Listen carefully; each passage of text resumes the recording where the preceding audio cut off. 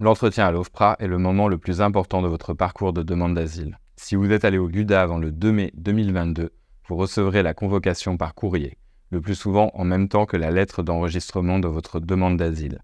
Vérifiez chaque semaine si vous avez reçu du courrier à votre lieu de domiciliation. La date, l'heure ainsi que les conditions dans lesquelles l'entretien va se dérouler seront indiquées dans la lettre. Vous devez vous présenter à l'heure le jour de votre entretien et ne pas prendre de billet retour trop tôt. L'OFPRA peut également vous avertir de la date de votre entretien par email et par SMS. Si vous êtes allé au GUDA après le 2 mai 2022, vous recevrez la convocation sur votre espace en ligne OFPRA après la confirmation d'enregistrement de la demande d'asile. Vérifiez chaque semaine si de nouvelles informations sont arrivées.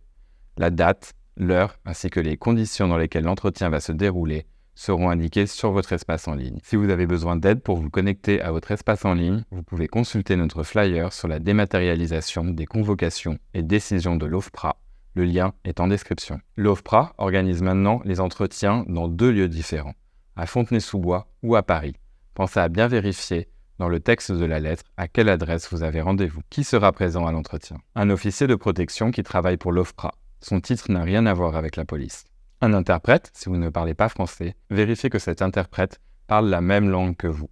Si vous ne le comprenez pas ou si vous pensez qu'il n'est pas neutre, vous devez le signaler à l'officier de protection. Si vous en faites la demande, un représentant associatif ou un avocat spécialement autorisé peut aussi être présent. C'est un témoin silencieux durant l'entretien. Il peut formuler des observations seulement à la fin de celui-ci. Comment se déroule l'entretien? Au cours de l'entretien, l'officier de protection de l'OFPRA pose des questions sur la base des informations données dans votre dossier OFPRA. Mais ce sont vos déclarations lors de l'entretien qui auront le plus de poids pour la décision finale. La première partie de l'entretien porte sur votre état civil. L'officier de protection vous pose des questions pour vérifier votre identité et votre situation familiale. Il est important de confirmer l'état civil de votre famille et de n'oublier personne. La deuxième partie de l'entretien porte sur votre histoire et vos craintes personnelles et vous permet de raconter les événements qui vous ont conduit à quitter votre pays. Des précisions vous seront ensuite demandées sur les circonstances de ces événements, dates, lieux, etc. Vos réponses doivent être le plus détaillées possible et insister sur ce qui vous est arrivé personnellement. À la fin de l'entretien, vous devrez expliquer quelles sont vos craintes actuelles et indiquer ce qui pourrait vous arriver en cas de retour dans votre pays. Un entretien dure généralement 1h30, mais il peut durer de 45 minutes à plusieurs heures.